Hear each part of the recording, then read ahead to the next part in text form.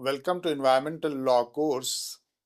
dear learner and viewer. In continuation to our previous lecture on the Constitution and environment,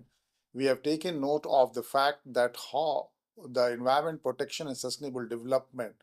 has witnessed a great receptivity of the idea of the environment protection and sustainable development across the globe. Now, in this lecture, we are trying to draw a very comparative perspective by choosing a heading known as the comparative constitutionalization of environment in global perspective, and where we will be trying to see that how there has been a constitutional spring in matters of environment protection and sustainable development. We will be having its geographical spread. We will try to see that how in different phases of the 21st century, the constitutionalization of environment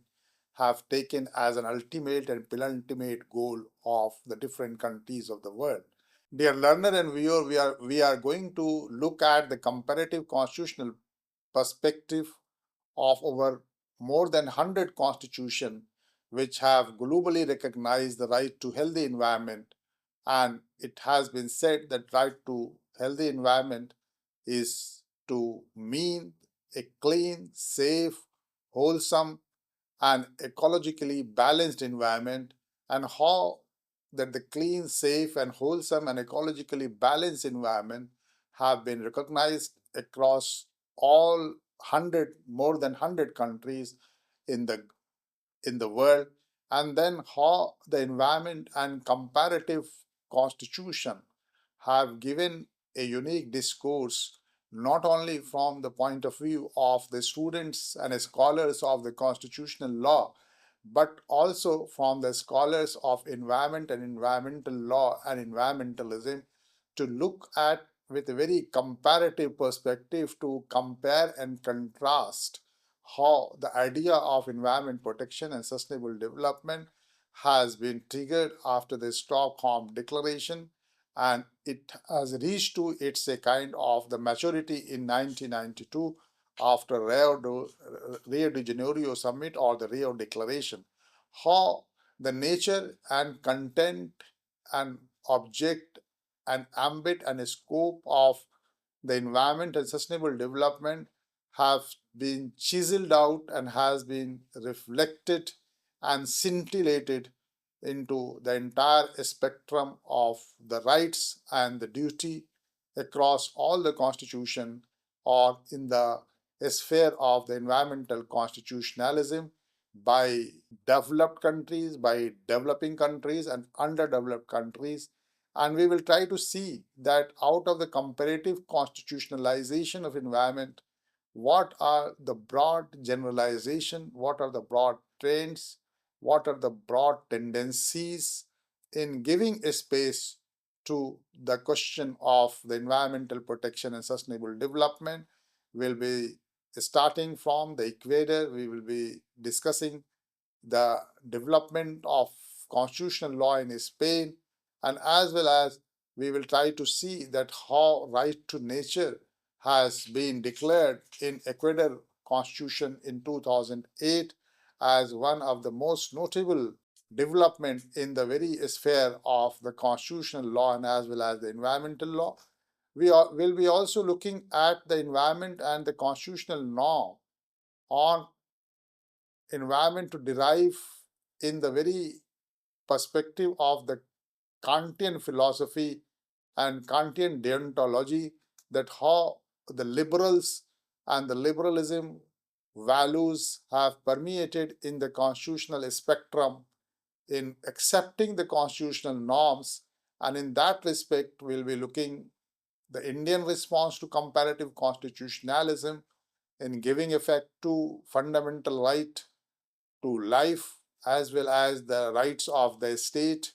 and as well as the duties of the citizen, and a kind of a triangular relationship between the rights, the duties of the state, and the duties of the citizen in reference to some of the leading cases, though all these cases will constitute a different discussion in lectures to be followed when we'll be discussing and exploring the ambit and scope of right to life to include right to wholesome environment and ecological balance and human right, where we will be discussing in a more detailed manner about the case law development and the Indian government's response to the environment and the environmentalism. Let's begin with that how the constitutional law and the environmental values and ethics have have witnessed a kind of a parallel growth, although here it remains to be said that the law ordains some positive behavior and a standard behavior. The jurists of the world and all the schools of law have been very rigorously try to see the law as a separate domain and try to alienate all alien discipline and domain from the legal field. But what we see that whatever movement of the entire schools of thought, be that natural law, be that positive law, be that historical school, be that sociological school, be that pragmatic school, be that the realist school, be that the geometricians, be that the behavioralist, the different schools of thought in the jurisprudence have been a kind of a search to see law as an independent discipline, and other discipline must be diverse from the domain of the law. But in matters of environment protection and sustainable development, we witness a contradictory kind of a trend where the theology, where the religion, where the ethics, where the values are also being inserted into the constitutionalization of environment and in the constitutional precepts and the practice across all the countries of the globe. And then we try to see that the very concept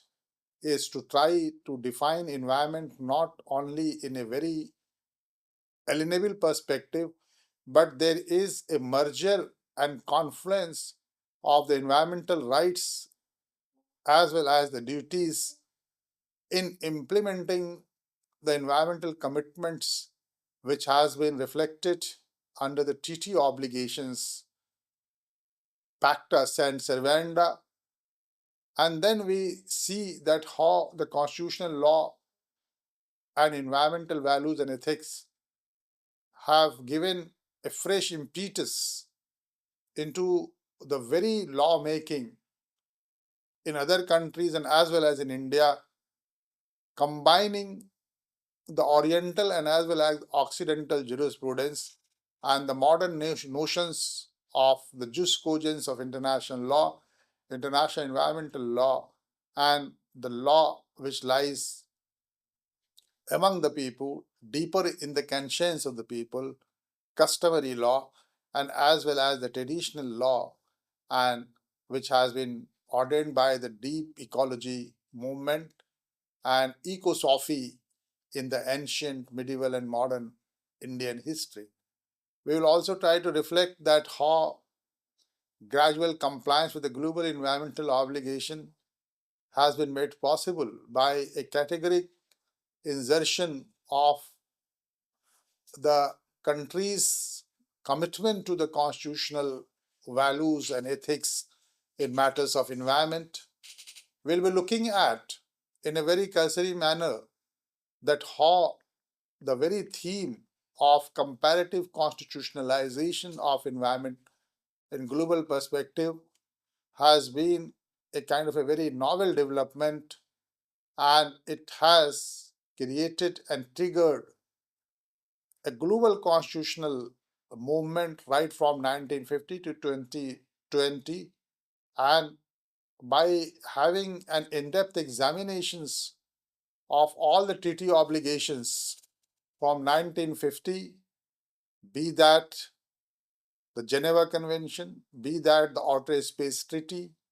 be that the Moon Agreement, be that the Stockholm Declaration, be that the World Charter for Nature, be that the World Conservation Strategy, be that the Rio Declaration, be that the Johannesburg Summit, be that the Kyoto Protocol, the Paris Convention, and climate Change Framework Convention. Taken as a whole, what we see that from 1950 to 2020, there has been an active participation of the countries of the world, including India, in looking at the basic benchmarks and parameters and ideation of sustainable development as a forward looking concept into the constitutional law in different countries. The studies which has been gathered from multiple sources also try to see that how depletion of the natural resources and growing pollution worldwide have compelled international law for not only the environmental cooperation but environmental diplomacy in minimizing the conflict of the North and South by promoting a meaningful dialogue to emphasize on the point of the common and differentiated responsibility both by developed and developing countries to work in tandem to produce some very fruitful results on the aspect of the environmental protection and conservation and sustainable development, and a deeper constitutional commitment and comparative constitutionalization of environment in global perspective. Then we'll be also looking at how the basic constitutional law and enforceable rights as a part of the jus cogens, as a universally acceptable principle and legally enforceable principle, have given rise to innovative constitutionalism,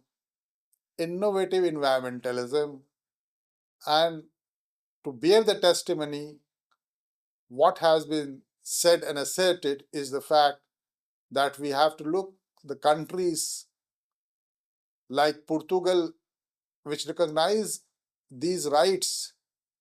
as far back as in 1976. Here it remains to be said that India also had 42nd constitutional amendment in 1976. It's not a surprise, but it's not a coincidence, but it reflects that how India and Portugal happens to be, because once we see that most of the literature on the comparative constitution in relation to environment or constitutionalization of environment in global perspective have termed that Portugal is the first country to recognize right to live in a healthy environment as a fundamental right. Nonetheless, India also in a very nascent stage of its realization under the 42nd Constitutional Amendment in 1976 have not categorically mentioned that right to environment is a fundamental right, but the gist and essence of Article 48A and 51AG gives rise to a right due discourse, which is also very unique by saying that it has not only the right and duty to protect but improve the environment. Then in this context, in 1978, the Spain also falls in the same line in giving recognition to right to live in a healthy environment as a fundamental right. In this respect, we can look at the Constitution of Switzerland in 1971, the Greek 1975, Papua New Guinea in 1976 have include a general environmental protection clauses. Thus, we see that the study which we are going to focus between 1950, the first phase happens to be about the Portugal, Spain, Switzerland, Greek, Papua New Guinea, and then from 1970s to 1980s, we see a total number of 28 countries incorporated environmental and sustainable development measures into their constitution. In 1980s, it got more refinement as the Latin American and Western European nation has taken up the idea of advancing constitutional norms. And here, the African countries and Eastern European countries are also very important in giving effect to the constitutionalization of the environment. So, from 1970 to 1990, we see prior to the Rio Declaration, 44 countries have adopted the environmental provisions in their constitutional scheme. In this respect, looking from the comparative constitutional perspective and lens, right to healthy environment now can be acclaimed to be practiced over more than 100 countries around the world, and this forms the strongest recognition, meaning thereby nearly two-thirds of all the constitution of the world as of now have the provision for clean, safe, favorable, wholesome, ecologically balanced environment to define new sets of life right which were hitherto not recognized, not vocalized, not made enforceable as a matter of constitutional right, fundamental rights, and human right. Having said so, we'll be looking at the global spread of the constitutional spring in regard to environment protection. The term, the constitutional spring, we can see that the map which portrays how the entire spring crossed frontiers and acquired a global character. And then we see the dark green countries and light green countries. There are two categories. And in these two categories, that the dark green countries have constitutionally protected right to healthy environment. And then the light green countries are those countries which have constitutional provisions for healthy environment. What is the difference? Here, the recognition of right is there, and here, the recognition of environment is there. So, healthy environment has been recognized, and the countries which have recognized right to healthy environment, this is the difference. Now, we can see, and we have already just explained, that the commentators have noted that the first countries are Portugal and Spain, Portugal in 1976, and then we referred to India's 42nd constitutional amendment. But here in India, right to live in a healthy environment was not recognized. Nonetheless, what has been said that provision for healthy environment was recognized, and that's why we find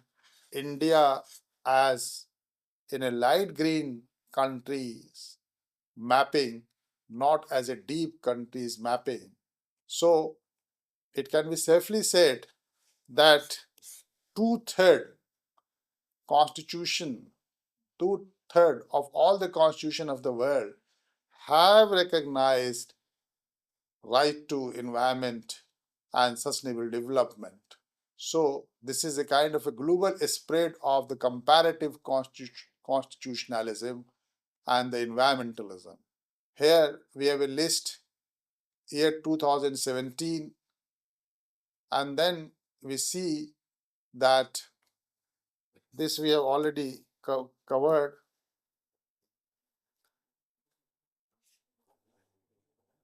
Here we see that by 2070, because our study is based on the period of 1950 to 2020, and then we try to see that by the year 2070s, we categorized on the basis of this light green and the deep green,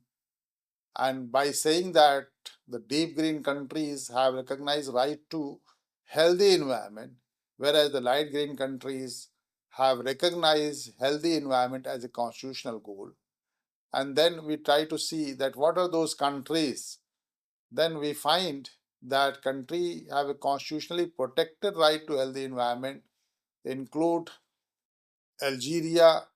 Andorra, Angola, Argentina, and the list is very long, and it is very difficult to categorically name all those countries, but we have bifurcated that these are the countries that whatever has been depicted in the light and deep green, we have tried to filter these countries, countries with constitutional provision for the healthy environment and countries with the constitutionally protected right to healthy environment. And then we see that what has been triggered into across the globe, then the environment and comparative constitution becomes a turning point after the Rio Declaration with 18 new constitution adding environmental clauses following the Earth Summit. And then we see that 149 constitution out of 193 have provisions for environment, environmental rights and duty, which is very important in understanding the environment and comparative constitution and constitutionalism and constitutionalization of environment. With this, we try to see that still 44 nations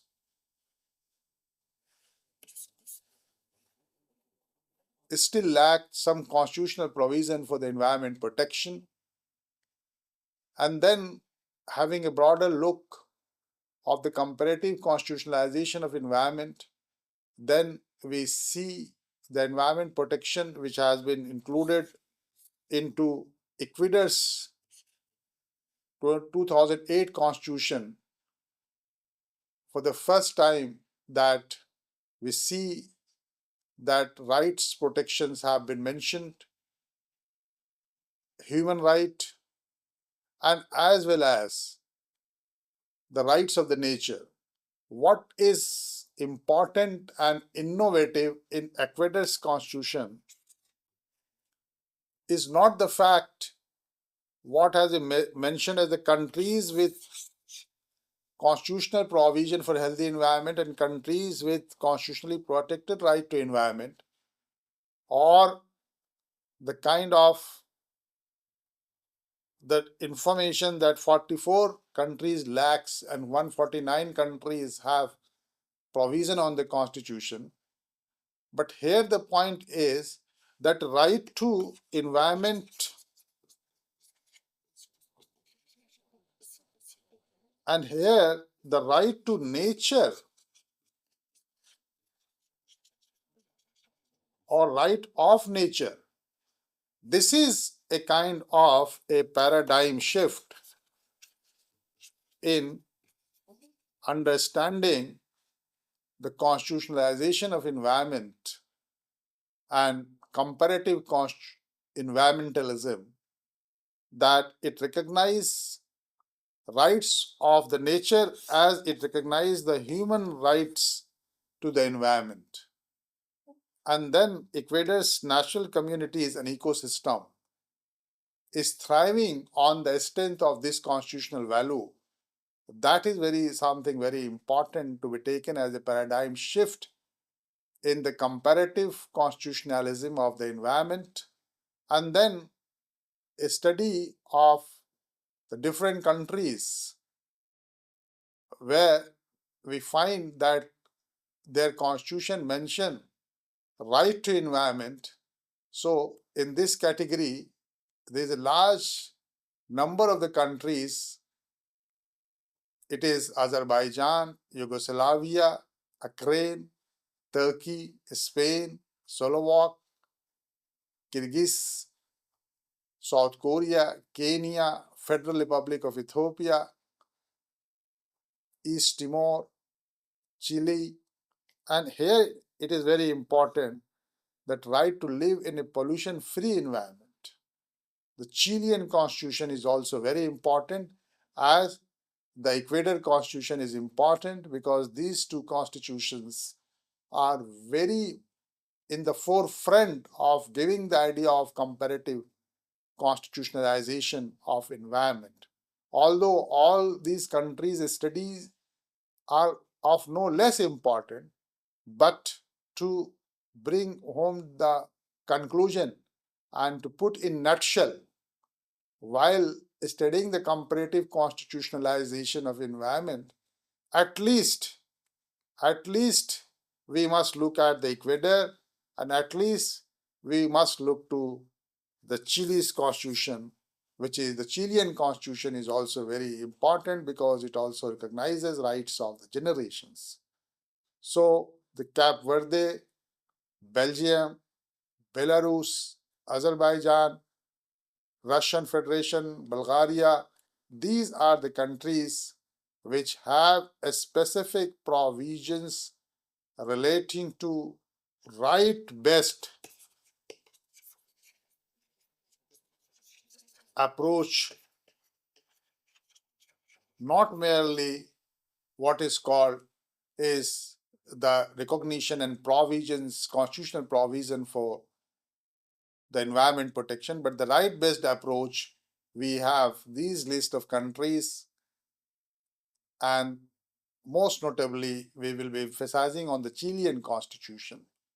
Then what we see is that the environmental and constitutional norm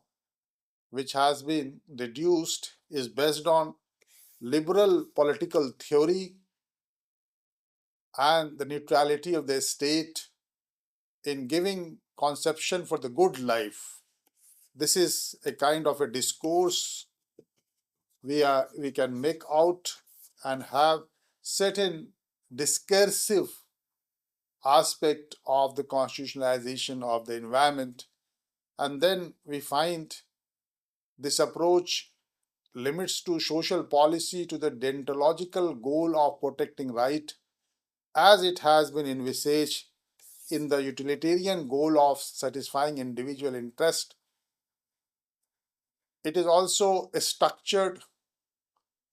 on the social institution and environmental governance to identify that how liberalism at the social policy level can proceed to ethical, cultural, and aesthetic concern, and which has to be taken deeply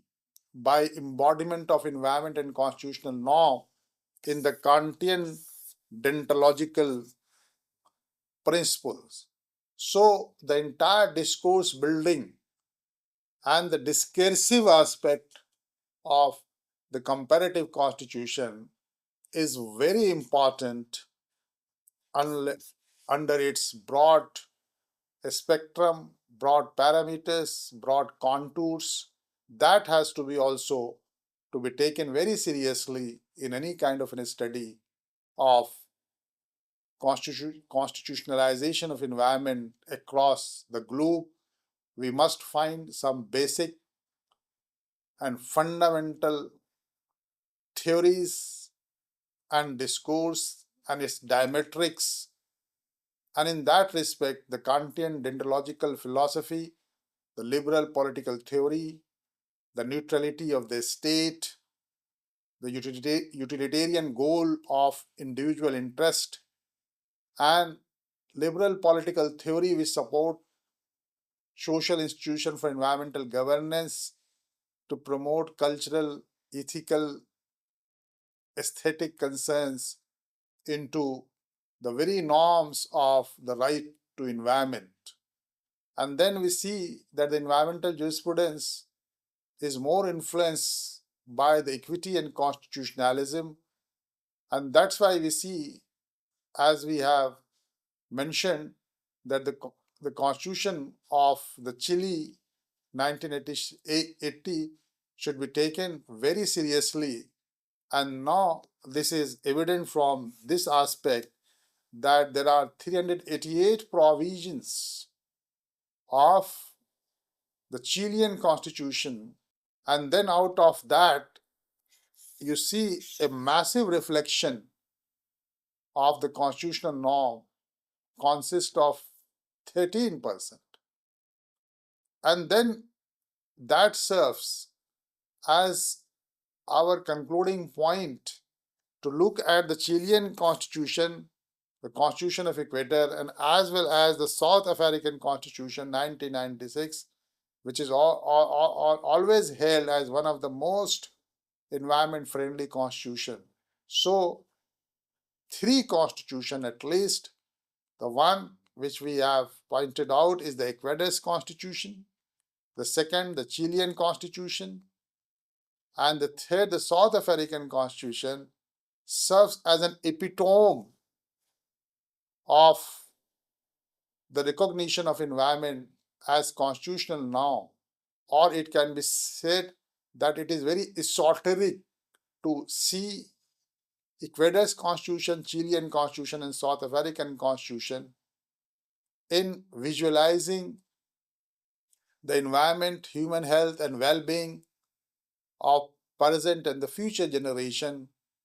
and looking at the entire response to what we can say that how the environment and the constitutional norm have been deduced meticulously in the framework of what is called as a comparative constitutional perspective, what is called as a global spread of comparative constitutionalism, and what is called as a constitutional spring for environment protection, and its ultimate recognition by undertaking the studies of global constitutions 1950 to 2020 to reach to the conclusion that how comparative constitutionalization of environment in global perspective have been a kind of a discourse and it a kind of a discursive analysis and represent the entire diametrics of the comparative constitutionalization of environment for environment protection, sustainable development, intergenerational equity. With this, my dear learner and viewer, I thank and wish you a happy learning.